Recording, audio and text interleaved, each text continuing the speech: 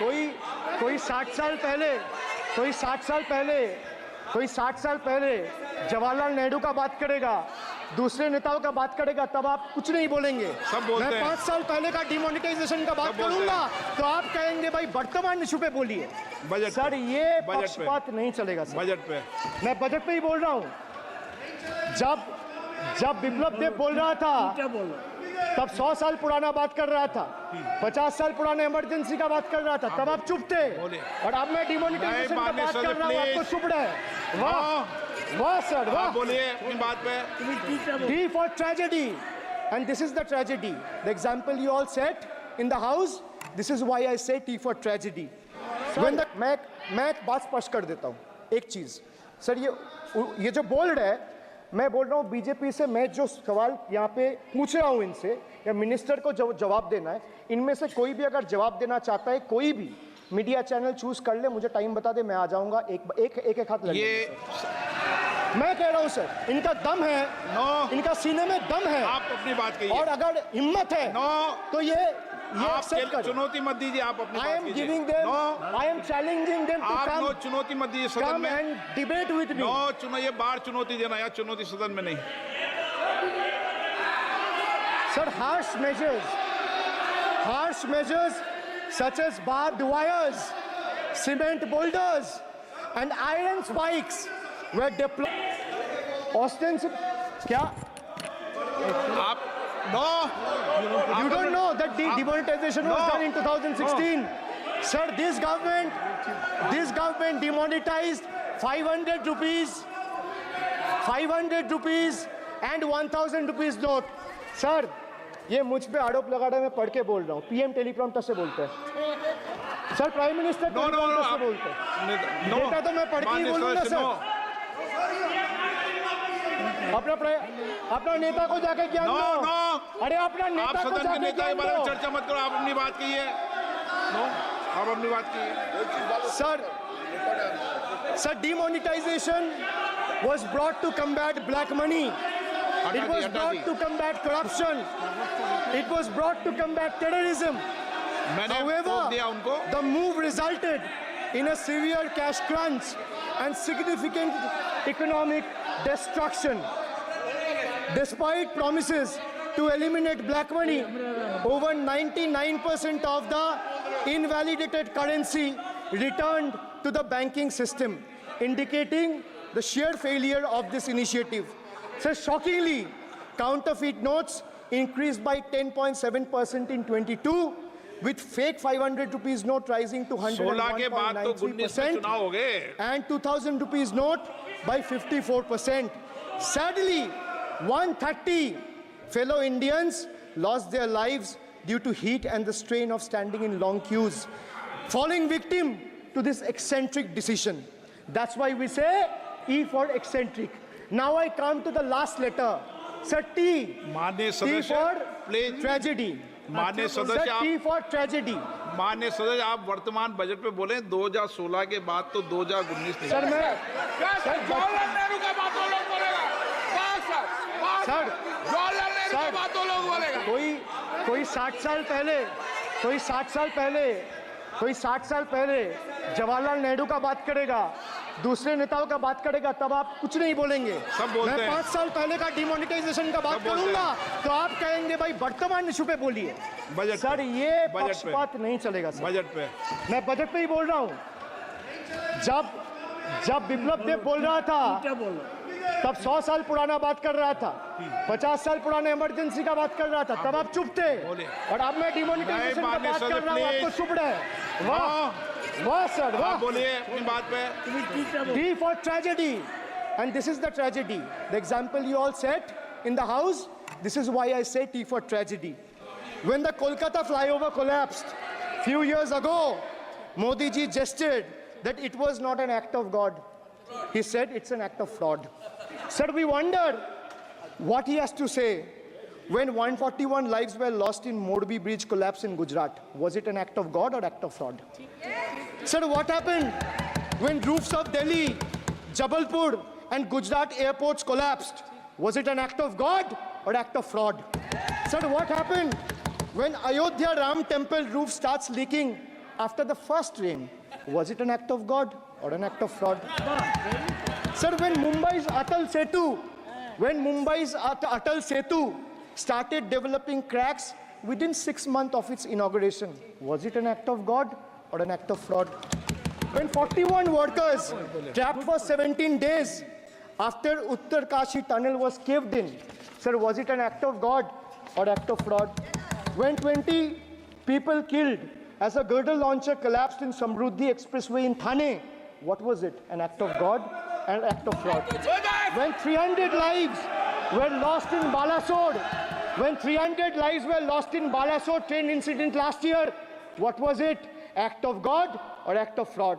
When 9 were killed and 40 people were injured as goods train rammed with Kanchenjunga Express last month, what was it, sir? An act of God or act of fraud? So the rail minister has blood on his hands. A once reliable mode of transport has been transformed into a death trap.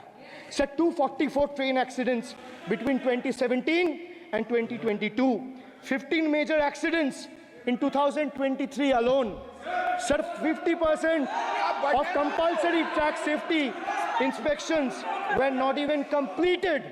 Sir, only 672 crore spent out of the needed 58,459 crore on track renewal.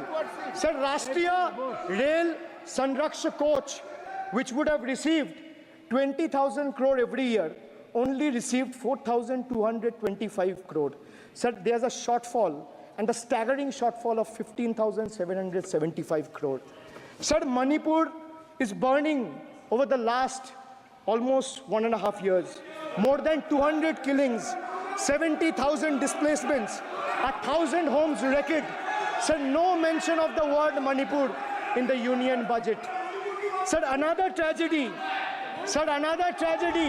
of this government is weaponization of central agencies.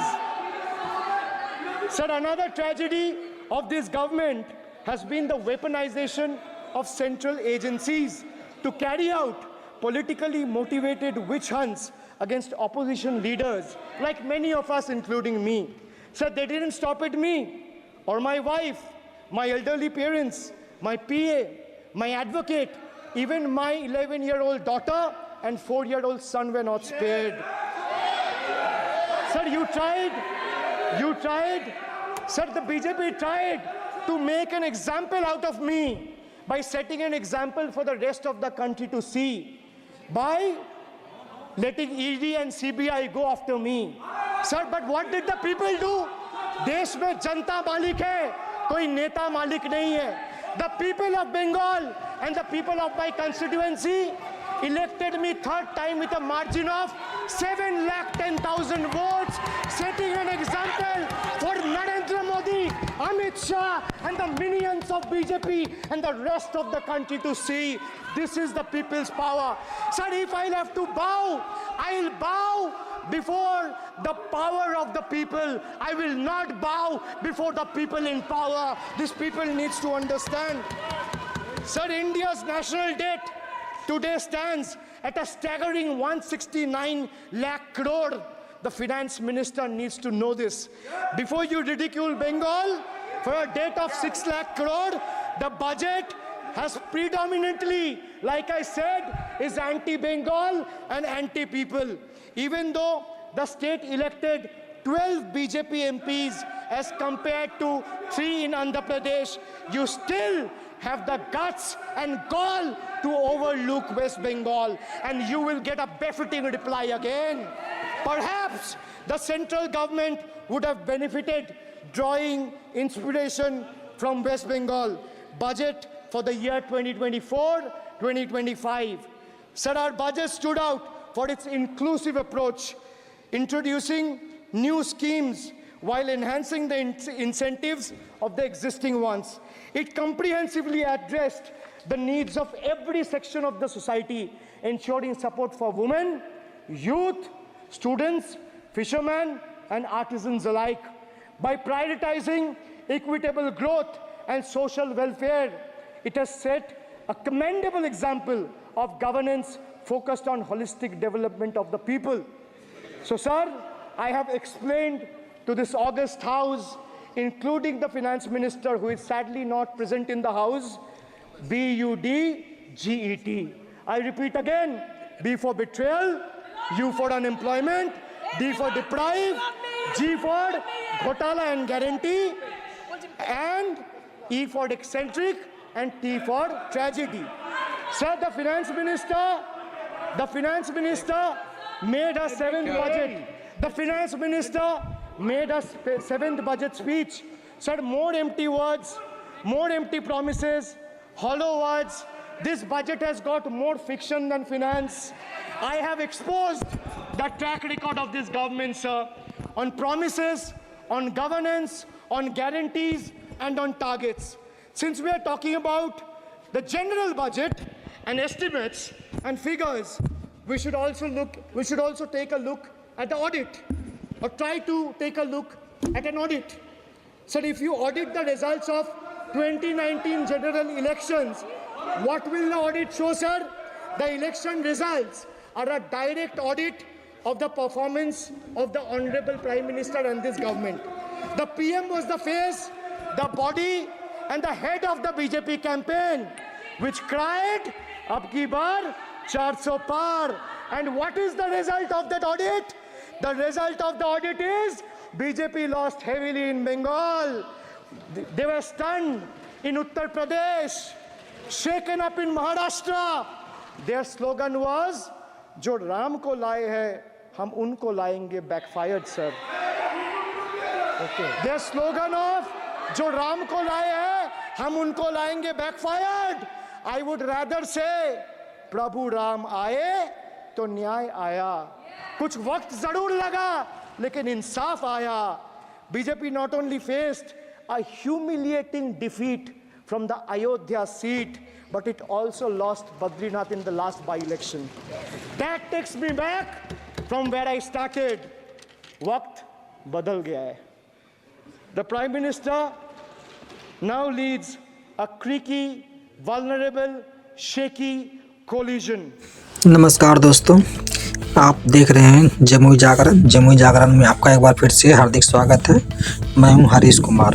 तो दोस्तों देखिए कैसे सदन में Abhishek Banerjee speaker Om Birla को अच्छे तरह से धुलाई कर रहे हैं। वो बोल रहे हैं कि अगर हम विपक्ष अगर 5 साल पुराना बात करते हैं तो आपको तकलीफ होने लगता है, और यही बीजेपी वाले अगर 60 साल पुराना 70 साल पुराना जवाहरलाल नेहरू के बारे में बात करेंगे तो आप कुछ नहीं बोलेंगे, आप चुपचाप रहेंगे। ये पक्षपात नहीं चलेगा, ठीक है, ये पक्षपात आपका नहीं चलेगा। मैं आप बोलेंगे वर्तमान इशू में बात करने के लिए, और वो 60 साल 70 साल पुराने बात को बोलेंगे तो उसमें आप चुप रहेंगे, उसमें को बोलने देंगे। लेकिन हम 5 साल पुराने अगर डिमोनेटाइज के बारे में बात करेंगे तो आप चुप रहेंगे। ये आपका पक्षपात नहीं चलेगा। आपको एक समान सबको देखना पड़ेगा, चाहे वो बीजेपी हो चाहे वो विपक्ष का हो। इस तरह से अभिषेक बनर्जी टीएमसी ममता बनर्जी के भतीजे ने अच्छे से ओम बिरला का धुलाई किया है, जो कि आप लोग देख सकते हैं, और बोलना भी चाहिए। बोलेंगे क्यों नहीं? अगर इस तरह का अगर नेता, पढ़ा लिखा नेता अगर सदन में जाके अपना आवाज़ को नहीं उठाएंगे तो कौन उठाएगा?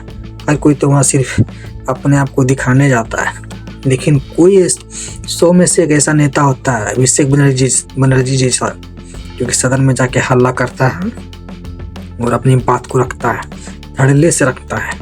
और हाँ, अभी आपको शायद मालूम होगा कि 2 दिन पहले ये अभिषेक बनर्जी चुनाव आयोग से जाके मीटिंग किया था बंद कमरे में, जहाँ चुनाव आयोग ने अभिषेक बनर्जी को उंगली दिखा के शांत रहने के लिए बोला था कि तुम शांत रहो, तुम ज़्यादा बोलते हो। वहाँ पे अभिषेक बनर्जी उनसे डरे नहीं, उनको डायरेक्ट बोल दिए जाके कि मैं जनता के द्वारा जीता हुआ प्रतिनिधि हूँ, आपके जैसा नहीं कि बीजेपी के द्वारा उनके रहमो कदमों पे चलने वाला हूँ। तो ऐसा अगर संसद किसी को मिल जाए तो उनका भाग्य खुल जाएगा। और ये तो टीएमसी का सांसद है अभिषेक बनर्जी, और शायद अध्यक्ष वगैरह भी कुछ हैं। हमको इतना जानकारी नहीं है। लेकिन आप अभिषेक बनर्जी के बारे में क्या सोचते हैं कमेंट बॉक्स में ज़रूर बताइएगा। क्या अभिषेक बनर्जी गलत हैं जो कि चुनाव आयोग के सामने जाके वो बात करते हैं? हाँ, और बात चुनाव आयोग के बारे में ये किए थे जाके कि आप 63 लाख मतदाताओं का नाम सूची से काट रहे हैं, ये बोल के ये बांग्लादेशी या रोहिंग्या। ठीक है, हम आपकी बात से सहमत हैं, लेकिन 63 लाख जो वोट आप काट रहे हैं इसमें से कितना आपको बांग्लादेशी या रोहिंग्या आपको मिला है, ये आप दिखाइए। आप ये शो कीजिए, आप नाम काटिए लेकिन आप शो करके काटिए कि ये है, आप दिखाइए कि ये बांग्लादेशी, प्रूव कीजिए। लेकिन यही जवाब चुनाव आयोग के पास में नहीं था। जो कांड चुनाव आयोग बिहार में किया वही काम बंगाल में करने जा रहा था। बिहार में तो उस तरह का कोई नेता है नहीं। एक है लालू यादव के बेटे तेजस्वी यादव, तो उनको तो पहले से ही धर दबोच के रखा हुआ है, इतना मुकदमा डाल दिया है, इतना उन पे चार्ज लगाया हुआ है, कह नहीं सकते हैं। तो यहाँ पे सेम वही रणनीति बीजेपी वाले बंगाल में अपनाना चाह रहा है, तो वहाँ पे इनका नहीं चलेगा। ये पूरा उम्मीद है वहाँ पे इनका नहीं चलेगा, ये इनको वहाँ से ज़रूर खदेड़ेंगे, क्योंकि एक यही शेर है जो कि दहाड़ते हैं सदन में, वो दहाड़ रहे हैं। ये देश हित के बारे में बात करते हैं, मानवता के बारे में बात करें, राष्ट्र हित के बारे में बात करते हैं, और बीजेपी वाले सिर्फ और सिर्फ जुमलेबाजी करते हैं, सिर्फ वो अमीरों की बात करते हैं। वो बोलते हैं गरीबी हटाओ देश बढ़ाओ, और जनता अनुभक्तों को लगता है कि नहीं, क्या बात बोला है बीजेपी वाले। तो दोस्तों, अगर ये वीडियो आपको अच्छा लगा हो तो अपने दोस्तों के पास शेयर कीजिए, सब्सक्राइब कर लीजिए। आप कमेंट में बताइए कि बीजेपी वाले का ये धुलाई जो करते हैं अभिषेक बनर्जी, क्या आपको अच्छा लगता है? अगर इस तरह का वीडियो आपको चाहिए तो कमेंट करके बताइए। अभिषेक बनर्जी का खदेड़ने का वीडियो आपको ऐसा ही मिलता रहेगा। जय हिंद।